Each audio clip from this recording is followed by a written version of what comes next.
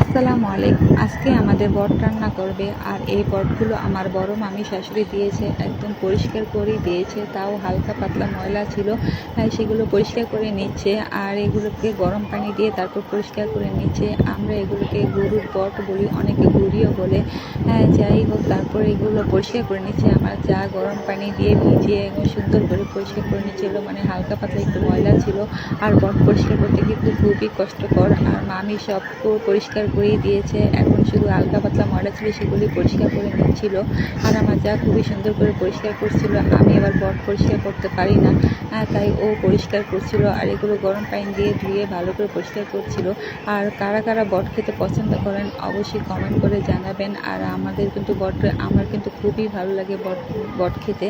তারপরে এগুলো সুন্দর করে পরিষ্কার করে নিচ্ছে, একদম গরম পানি দিয়ে কয়েকবার ধুয়ে নিয়েছে।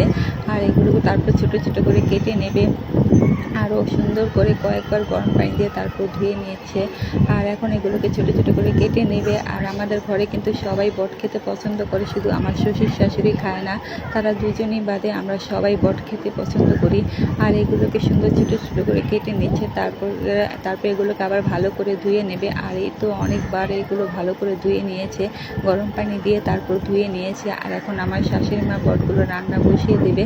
আর এই তো আমার শাশুড়ি মা বটগুলো রান্না বসিয়ে দিয়েছে। এখানে আদা রসুন বাটা, গরম মশলার গুঁড়ো, হলুদের গুঁড়ো, মরিচের গুঁড়ো, ধনিয়া গুঁড়ো, তেল, পেঁয়াজ একদম সব কিছু দিয়ে তারপর বসিয়ে দিয়েছে। আর এগুলোকে একদম ভাজা ভাজা করে নেবে, আর একদম তেলের উপর ভাজা ভাজা করে নিয়েছে। আর বট কিন্তু 2-3 দিন জাল দিলে কিন্তু খেতে বেশি ভালো লাগে, তবে আমরা যেদিন রান্না করেছি সেদিনই খেয়ে ফেলেছি। যাই হোক, এখন আমি বট দিয়ে ভাত খাচ্ছি, আর খুবই ভালো লাগছিলো খেতে। আর বেশিরভাগ কিন্তু পরোটা বা রুটি দিয়ে খেতেই ভালো লাগে। আর আমি কিন্তু দুপুরবেলা খেয়েছি, ওরা কেউ খায়নি, ওরা সন্ধ্যাবেলা পরোটা দিয়ে খাবে তাই জন্য রেখে দিয়েছিল। তবে আমি বোনাস পেয়েছি, আমি দুপুরে খেয়েছি, আবার সন্ধ্যাবেলাও কিন্তু পরোটা দিয়ে খেয়েছি। যাই হোক, আজকে তবে এই পর্যন্তই। ভালো থাকবেন সবাই, আল্লাহ হাফেজ।